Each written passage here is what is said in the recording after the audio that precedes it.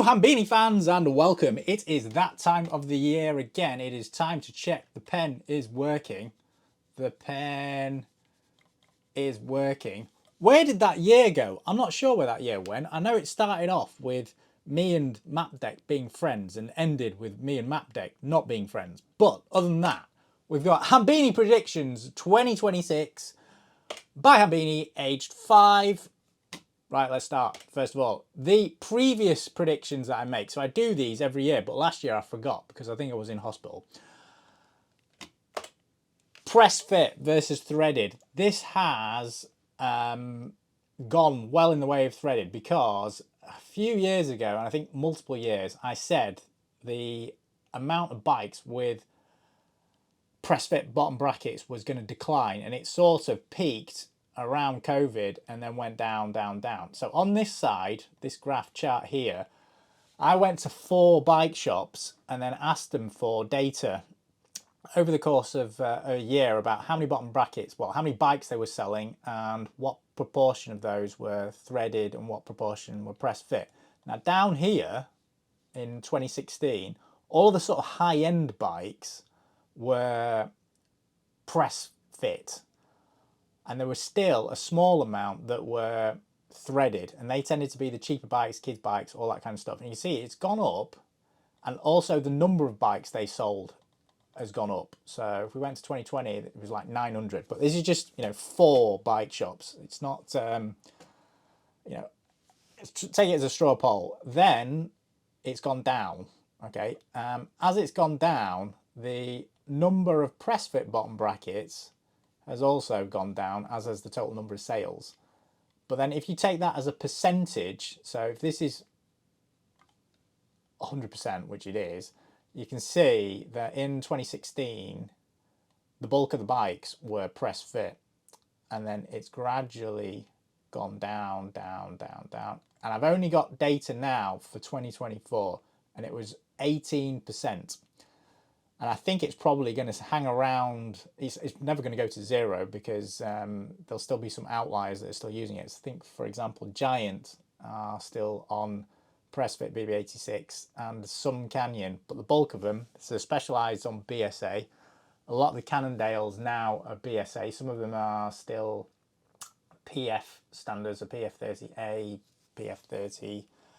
And there's a lot of BB386 as well, but there's an increasing number of bikes that are on T47. So that has happened.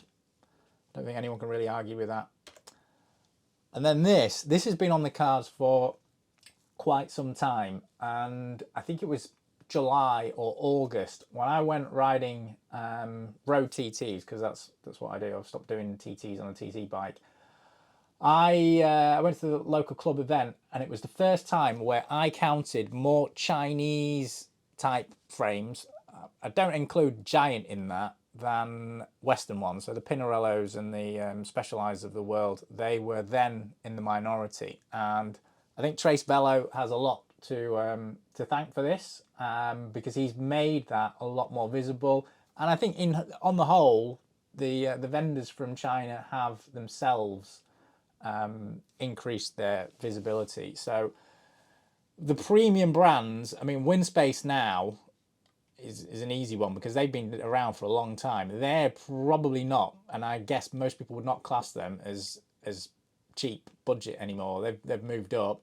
Evolve has gone into there straight away as one of the premium brands, and then some of the others. I mean, Magine. I mean, this is all a bit subjective, but I'd say Magine. A lot they get, especially the sort of turbo trainers and stuff like that, they're making stuff for all sorts of people that you probably didn't know about.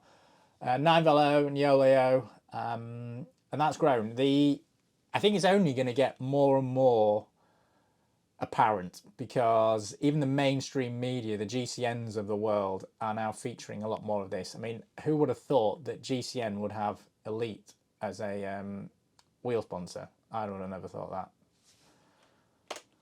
Right, the future predictions. So, SRAM, Shimano, I think Campagnolo's in big trouble. I think there is a risk of them getting bought up by one of the Chinese companies who are cash rich and want to buy that brand name. I mean, if I look at this in terms of other industries, if I, next to me is an IBM or Lenovo ThinkPad. Not that long ago, that was an IBM ThinkPad, and Lenovo went and bought that name and then used it. And I think the same could happen with Campagnolo. They laid a load of people off, 300 or 400 people. Was it, I don't know, 200 or 300 people? I think they could be going by the wayside. Now, one of the benefits that's happened, or I think the strategies that's taken place, is Shimano has got their cues system pitched correctly. So at the very budget end, where you predominantly think that the micro shifts and the sensors and all that would be making market share, Shimano's positioned their cues in there, and people who aren't familiar with the brands out there have heard of Shimano and then tend to go for that. So I think they're okay in that end. At the high end, SRAM and Shimano Dura-Race, they'll still be kings for, I think, the foreseeable future. Right, this one is, I've noticed this sort of in the back of my mind, but I think Tubeless is on its way out. I have used Tubeless, and I've kind of always stated it's not easy to live with because you need quite a lot of gear and it's messy. So if you don't have a garage and you're doing this in your in your apartment, which I've done before, it's a pain because you have to put the sealant in, you pump the tire up, sometimes it doesn't seat, then you need a bit more air pressure to get it to seat and all this kind of stuff. Whereas in my garage, I can just pump it up with an air compressor and go bump, and it's on there. But that's quite specialised equipment. If you've just got a TPU inner tube, and that's where I think this is going, you can just put the tube in, pump it up. It's easy to live with. The sort of performance advantage that was pitched for Tubeless was lower rolling resistance, lower weight, and all that kind of stuff. But on Tubeless, well, as soon as you put the sealant in, and then if you are not using the bike frequently, it's maybe for only 3 or 4 weeks, let alone a lot of people in the UK don't ride them through the winter. You come to February, March time, and then the sealant is congealed and it sends the wheel out of balance, and you have to peel all the sealant out, refill it, all this kind of stuff. You might have to change the tyre. It's just a faff. TPU doesn't have that. So I think going forward, that market share of TPU will start to increase exponentially, and I think Tubeless could be done for. Right, this is a performance one. So I think, and I've just got a couple of sets of these now, the 1 kilogram weight wheel set will become a benchmark. So people will say, your wheel set's more than a kilo. Just, that'll be that. It's just so not even last year, last decade. I've got the 9 Velo ultralight wheels, so I've got them. They are under a kilo if you take off the bare rims there and the hubs. They're under a kilo. So I think that's going to happen. That's where we're going. The other thing is the reduction in spoke count is going to continue. So at one stage it was like 24 spokes, then 22, and now we're on 20 is quite common, and 18 and 16 I think is just around the corner. I mean, I've got a set of 18 and 16 spokes, and I thought I was going to break them, so I lent them to my mate who's fat, and he didn't break them either. So yeah, I think that's where it's going to go. And then a lot of the new hubs, or in fact all of the new hubs, are going to adopt, I'm going to call it the DT style, but it's the ring ratchet system rather than the pawls. I think the pawls will just become a minority product because it costs a lot more to make that type of hub. There's not a technical advantage or disadvantage between the two, in my opinion, because as soon as you put the torque on, in reasonable use cases, they're both taking the amount of power that a rider can deliver. But it's significantly cheaper to make that ratchety ring rather than the pawls. And it's also cheaper to assemble. Those two bits I've gleaned from a couple of hub manufacturers. So when I've been at Eurobike, that's what's happened. So I think that's the way we're going. And then we've got the continued crap marketed as F1 technology. So, you know, on the right-hand side, you've got Aero Coach, who claim that, you know, they're the aero experts. But, I mean, look at this. This is like high school engineering. I mean, you can see the groove there that's been machined, probably some error, G-code error, possibly. I think it's more likely a tool might be worn. And the crack that's emanated from this and broken. So that's a fail, an engineering fail.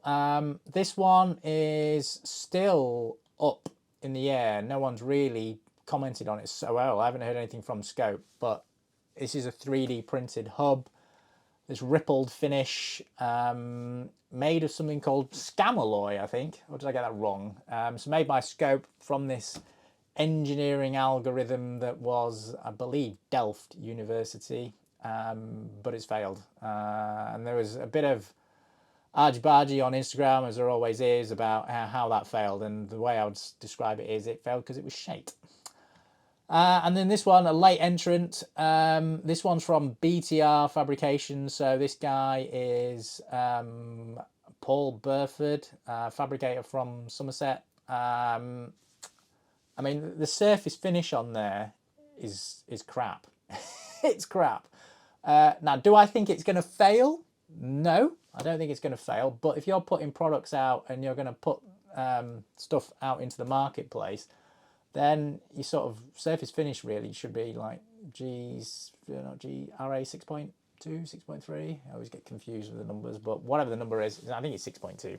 Was it 6.3? I mean, yeah, that's just the way it goes. Now, it's just crap. You know, people are putting stuff out like this, and I think the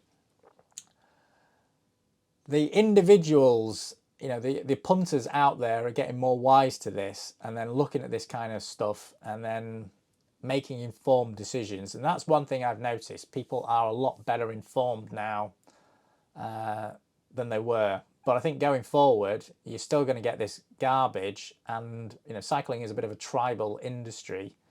And yeah, I mean, on a Monday when I speak to some of my colleagues and they see the shenanigans of what happens on my YouTube and Instagram, I mean, they just can't stop laughing at the state of manufacturing and engineering. And oh yeah, oh god, this is painful. So we've had some questionable claims. So we've had this guy, so he's Factor Man, Rob Gitellis. He had a few choice words to say about people who are not natives of Taiwan, I think is the word. I don't. He doesn't look like a native of Taiwan, but anyway, he claimed his bike 22% faster. Now, for the avoidance of doubt, I actually contacted some people who are not totally within. Well, in the UK, there is a body called the Advertising Standards Agency. If they had marketed those claims, it just would not be allowed. They would be taken to the cleaners because that sort of false advertising narrative is heavily clamped down upon in the UK.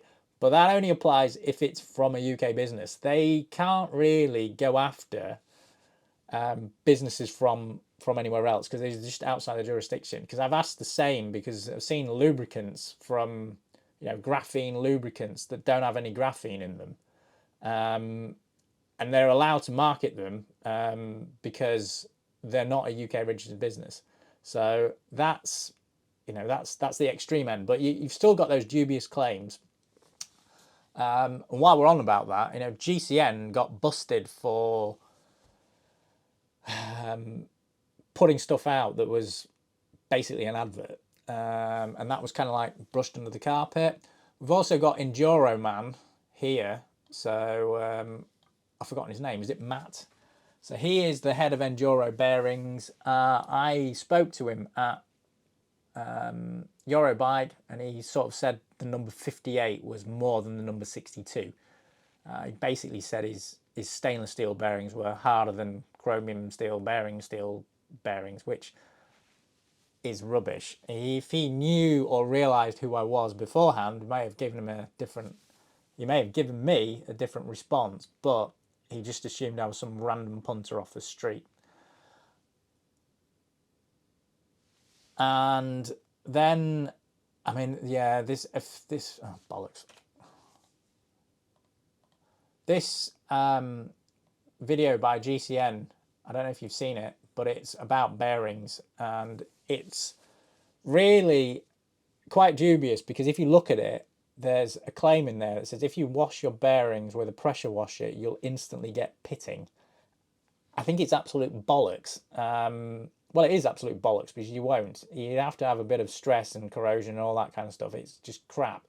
But it shows how much the sponsor has an effect on the media, because previously, when they were sponsored by Muck Off, they were saying, jet wash your bearings, use some Muck Off, blah, blah, blah, blah, and there we go. Now, the narrative's changed, and it's, we're now sponsored by Ceramic Speed again, and they say, don't. So these dubious claims, they go one way or the other, but I think they're going to continue. There is a general downturn in cycling media, so you can kind of see that in... I've only picked like Dave Arthur and GCN here, because Dave, lovely guy actually, Dave. I met him last year at Eurobike. The days of the one-man YouTuber, which I think Dave pioneered, are over. So I think those people coming in, so like Sam rides bikes or Sam rates bikes, I've forgotten what his name is. I do watch him occasionally. I think you're screwed, mate. I don't think you're going to get... Well, I think he's got a day job somewhere else, so it doesn't really matter. But I think that's gone out, buried. I think Cade Media will probably still do quite well, because it's a bit of a different slant. But I think GCN... I mean, the way their videos have gone have changed, and now they're like bike packing across Denmark or racing from night to dark and all that kind of stuff. I think it has changed.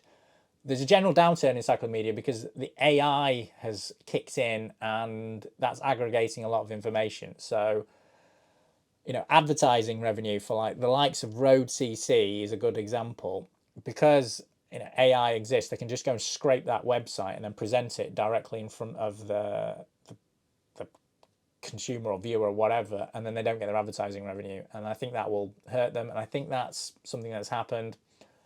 So there's a general downturn there.